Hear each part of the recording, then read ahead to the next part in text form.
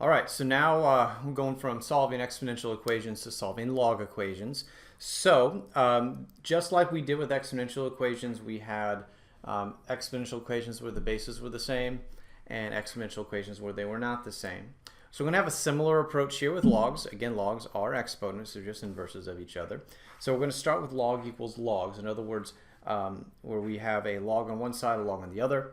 And in this case, as you'll see, the bases are going to have to still be the same for this process to work, but here's how we're going to solve a log equation where we have a log equals a log. So step one, we are going to condense the logarithms. So I have one log equals one log, and we'll use our log properties to do that. And then we're going to use this one-to-one property again. So if we have the logs condensed, the bases are the same, then I can just say that x equals y, or I can set those inputs equal to each other. And then we can solve, and here's the difference. As I started mentioning in the last video, we are going to potentially have extraneous solutions. So we're going to need to check for those, and the reason for that is because the domain is restricted on a log. It cannot be negative. The input cannot end up being negative. So we need to check to see if that's going to occur. So to get started here, we're going to start with number 2, where we just have a log equals a log. Now these happen to be natural logs. But the bases are the same, and that's really the key. So if the bases are already equal, like we have on number 2, I'm going to set the inputs equal to each other. So I have k squared minus 4k equals k plus 14. So this happens to be a quadratic equation, so I'm going to set it equal to 0 and solve it. So if I move the k over here, I'm going to get k squared minus 5k. I move the 14 to the other side, I'm going to have minus 14 equals 0. 7 times 2 multiplies to give me 14. That has a difference of 5. So I'm going to go ahead and factor this. That's k, and 7 and 2. Minus 7 plus 2 gives me negative 5. So those are my factors. So I end up with k equals 7 and k equals negative 2. Now the difference here, again, we have to check for extraneous solutions. Just because k is negative 2 doesn't mean your input becomes negative. So we need to check to see if that actually occurs. So if you plug in a negative 2 up here, negative 2 plus 14 is 12. I plug in negative 2 up here. That'd be 4 minus 4 times negative 2. I end up adding. It'd be 4 plus 8, which is 12. So this one does work. If I plug in 7, and again, just be aware, just because you have a positive number doesn't mean it's going to give you a positive input for your log, so you still need to check those. So if I take the 7, 7 plus 14 is 21. But remember, if it was like 7 minus 14, it'd be negative, so that's why we have to check that. And here you get 47 squared, so 49 minus 7 times 4. That's obviously going to be positive as well, and that equals the same thing. So we end up with 2 solutions, none of which are extraneous. So that's number 2. Number 4, we're going to do a little bit of condensing of logs. We're going to have to now use our log properties. So make sure we're aware of what those properties are. If you see it on your screen, there they are. But here we have on number 4, again we're doing 4, we're going to start by, we have 2 logs being subtracted, so I'm going to use a quotient property, so I'm going to condense it as one log. It's log base 7 of w plus 6 divided by 5w minus 3. On the right hand side, this 1/3 comes up here. So be aware, so I can do this in one step. That becomes the cube root of 8. So you have a power over root. The root is 3. Cube root of 8 is 2. So this is the log base 7 of 2. So now we have these logs condensed. Here I have an equation I can set up using that one-to-one property, so I'm going to go ahead and do that. Set those inputs equal to each other. So w plus 6 over 5w minus 3 equals 2. So now when we solve this, we're going to go ahead and I'll just multiply both sides or treat it like a proportion. This is like solving rational equations. So I'm going to cross multiply here. So this is going to give me 2 times 5w minus 3 equals w plus 6. and now I'm just going to keep solving. Let's do some algebra now. So if I multiply everything by 2, that's going to give me 10w minus 6 equals w plus 6. And it's just going to keep going here. I'm going to move the w to the other side.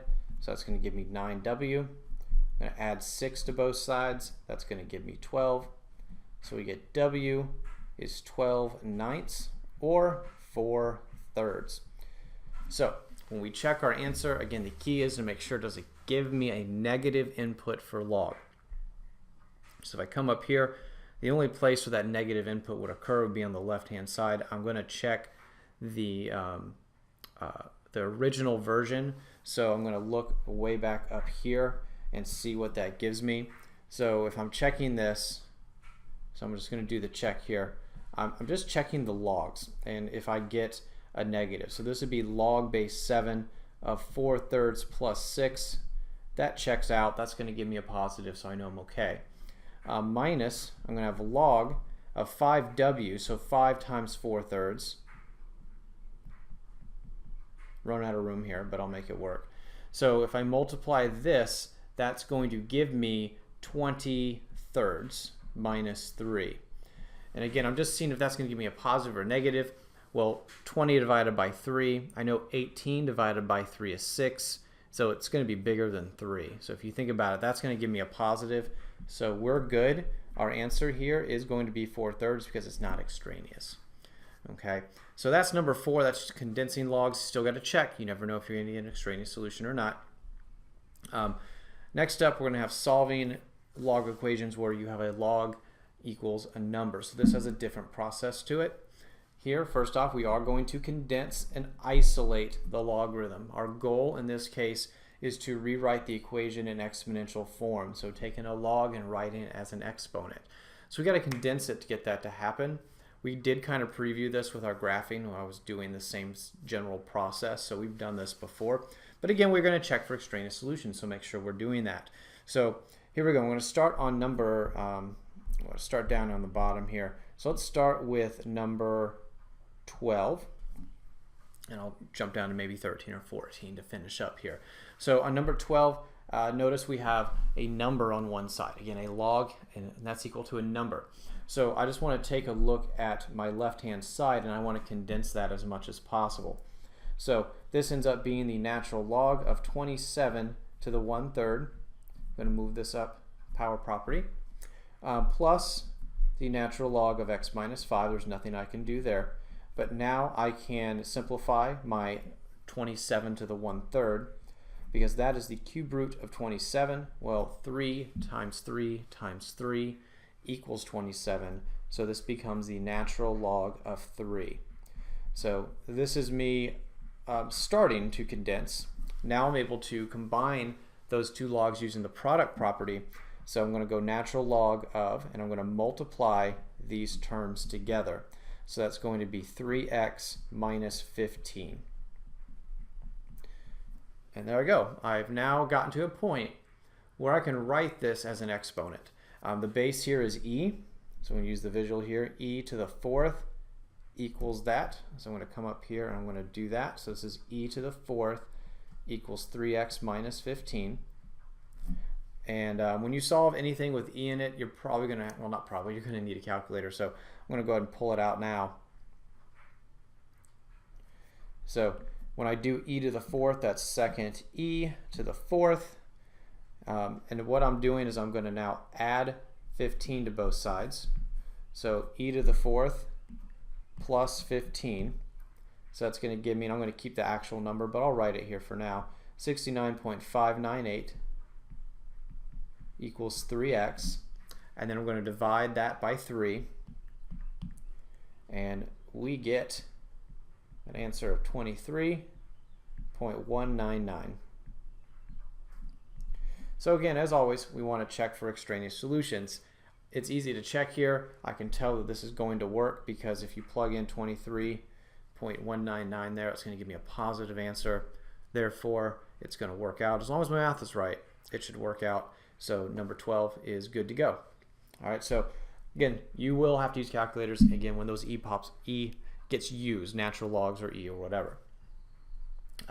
So last one here, let's try to find one that combines a few properties. Actually, none of them really combine a ton. So I'm just going to go ahead and do number 14. If I can get it to work. There we go. All right. So number 14 is another one where we are subtracting. So I've kind of used all the properties here. But again, we have one log or two logs on the left-hand side, a number on the right-hand side. So we're going to condense that left-hand side so we can use our exponent rules.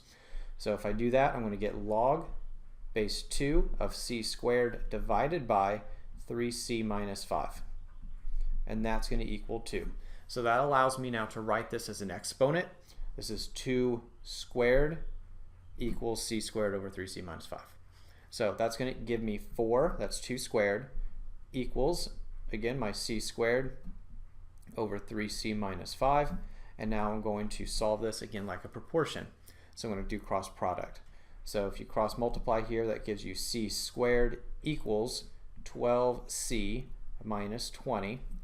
And this is a quadratic equation, which means I'm going to go ahead and set it equal to 0 and factor it. So I'm going to move the 12c over. So that's going to be c squared minus 12c. I'm going to add 20 to both sides, so plus 20. And now we factor this. So when you factor, we have c and c. Now, in this case, 5 and 4 wouldn't work because that gives me 9 if I added, but 10 and 2 would. So I'm going to go 10 and 2, and both of these have to be minus to give me a negative 12. So at this point, we have c equals 10, we have c equals 2, and I'm going to check each one of these answers to see if they give me an extraneous solution. So starting with the 10, if I plug in 10, notice I'm going to get log base 2 of 10 squared, so 100 would be my first input. Maybe I'll write the whole thing out. So this would be log base 2 of 100 minus log base 2. And this next one would be 10 times 3, so 30 minus 5, which is 25. And again, that's going to work. And you can solve the whole thing out, and you would see that it would work anyway. That would be log base 2 of 4 when you divide those. It's going to work as long as your math is right. So this one's okay. Then I get c equals 2.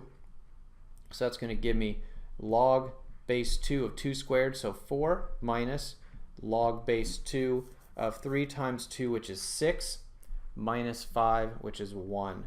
So again, this one works. So we have two solutions. Again, those extraneous will pop up, so just be aware. I just picked somewhat random here and I didn't happen to get any, but you always need to check if that log has a negative input, it will be extraneous, and you don't want to include that as an answer. So that is going to be solving logs with a log equals a log, that was type 1, and then a log equals a number, which is type 2.